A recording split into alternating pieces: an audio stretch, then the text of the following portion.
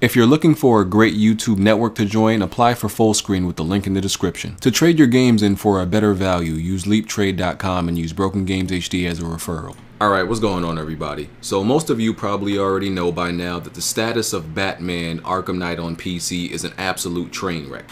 Only reason I didn't make a video about it is because I was waiting on further details to come out. And we've learned some pretty alarming things that might point to why Batman Arkham Knight is in the state that it is currently in on PC. So the first scare and red flag and warning we got about Batman Arkham Knight having this horrible PC port was the Steam reviews. Now, depending on what part of the world you live in, some of them get the game a few hours before.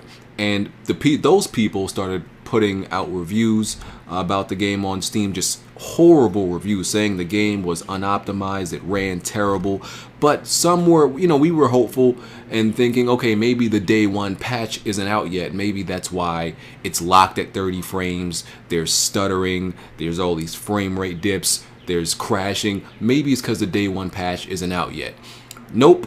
Time passed. Any day one patch that was supposed to be installed is definitely installed.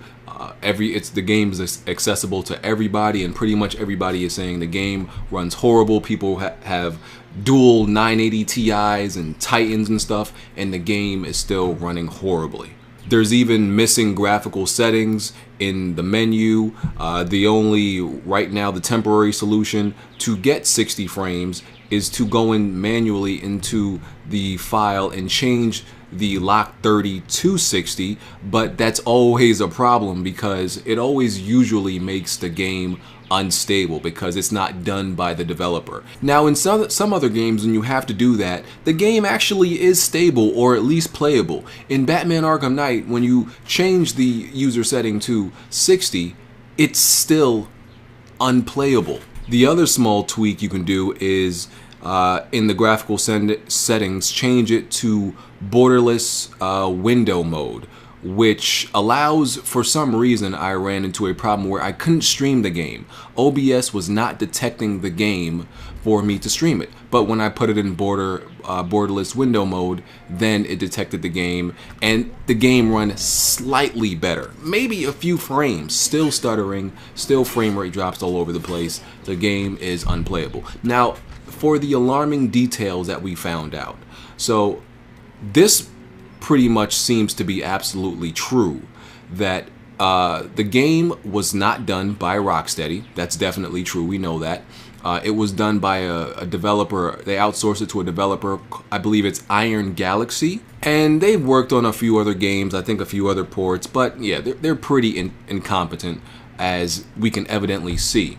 And here's the problem with, this is not uncommon that sometimes the PC port is outsourced. That's not necessarily the problem. Is when you outsource it to these people that don't know what they're doing and don't have any quality in their job. So apparently only a number of 12 people actually worked on the PC version of Batman Arkham Knight. 12 people. That's the first alarming news we learned. The second thing we learned is not only did only 12 people work on it, apparently they only had 2 months to work on the PC version. 8 weeks. 12 people working on a PC version of a game for 8 weeks. That is ridiculous. Now, we're not experts, right? None of us are game developers, none of us are in the industry, but we don't have to be based on what we see and what we know, and evidently in this case, we kind of can gauge and know the time it would take for a developer to properly make a PC version of a game or a version of a game for any platform. We know that from the things we learn, we read. You don't have to be a developer. The information is out there. We use our common sense. Now, if you remember, I had an interview with Jeremy Dunham. He's the developer for Rocket League. If you watch that interview, you remember him saying that Rocket League was developed by 10 people. Now, Rocket League is obviously a smaller game, not huge AAA big budget game. Batman is. So obviously Batman needs a lot more attention. Now, he said a staff of 10 people were working on Rocket League. That's developing everything for it. 10 people. Psyonix is a bigger studio, but only 10 people were actually working on Rocket League, which is a magnificent game, by the way. If you didn't know, you should, look up some gameplay that I've played and everything like that. The game's going to be releasing in about 2 weeks. Yeah, I'm plugging the game because I always tell y'all, people want to brush off Rocket League, which is an amazing game, very fun game that works even in beta, but y'all rather support a broken $60 game than a fun game that actually works like Rocket League. But anyway, back to the point. He said that 10 people worked on Rocket League. So it's pretty safe to assume that even though they are not this outsourced studio, Iron Galaxy, even though they are not developing the game from the ground up, they're not making the game, this staff of 10 people from Psyonix actually made in its completion Rocket League. Even though Iron Galaxy is not making the game,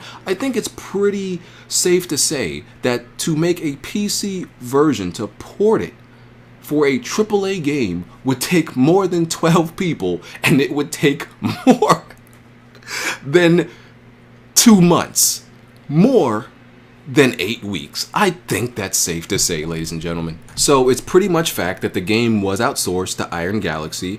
It's pretty much fact at this point that only 12 people worked on the PC version. The only thing that's absolutely not confirmed yet, that's absolutely not true, but seems to be it seems to be true. We don't have any smoking gun statement directly from Rocksteady or Iron Galaxy, but based on some information that people found on online, I'm gonna try to provide that in the link in the description. The only working on it for 2 months is definitely leaning towards being true. I apologize if y'all hear any background noise, but yeah, that's just crazy. That's just crazy. They treated the PC version like second potato. It didn't get the attention and the manpower and the resources that it should have, and none of this blindsided all of us because they've been so good. All the previous Batman games on PC were dang near flawless as far as frame rate and technical issues. There was like in Origins, there was a game stopping bug, like it stopped your progress, but that was for a side mission. That was like the worst thing that ever came of any PC version of a Batman game. All of them, all the rest of them, no problem, ran completely smooth. So when this happened, this was the last thing any of us expected because they had a flawless track record before this. So it blindsided all of us, and it sucks. So now we're just waiting on a patch. Hopefully it comes out soon. They have released a statement that they are aware of the issues. They're working on it with Iron Galaxies. Yeah, it's just crazy that no matter how many times this happens with developers, it's just it doesn't end. It doesn't end. It happens developer after developer, game after game, where the game, you know what I want to know sometimes? Do they know this? Like, I feel like there's no way they didn't know the game was locked at 30 frames. There's no way they didn't know. There's no way this developer didn't know that there were going to be problems at launch, that the game wasn't optimized. They knew this. There's no way. This is not one of those situations where a developer releases a game and they discover some bugs or some issues after launch, right? No, this is one of those things where no, there is no way you didn't know. You just chose to release the game like this and like just throw it to the lions and apparently want to fix it afterwards. That's what happened. Because there's no possible way you didn't know the game was going to be locked at 30, which is unacceptable for anybody playing on PC. They're gonna call that out. All this stuttering and crashing. There's no way they didn't know. That's what bothers me about this. They knew it wasn't ready. They knew. So I will be waiting until the game is properly patched and fixed to be playing Batman Arkham Knight on PC, because I got it for free with my 980 Ti, so luckily I didn't have to pay for the game, and people who bought it from Steam can get refunds. And Green Man Gaming has said if the first patch, they've made a little ultimatum, little deal. Green Man Gaming has said if the first patch doesn't fix the game, then they will do refunds. But they're not doing refunds right now, which is kind of iffy. Like, if it's not working in its current state, people shouldn't have to wait for a patch to get a refund. But yeah, that's everything going on with Batman right now. Let me know what y'all think. I'm out of here. Peace. Oh, and by the way, there's an absolutely hilarious video making fun of this Batman ordeal in the description. Check it out. It's gonna make you laugh. It's one of the funniest things I've ever seen in my life. Guarantee you.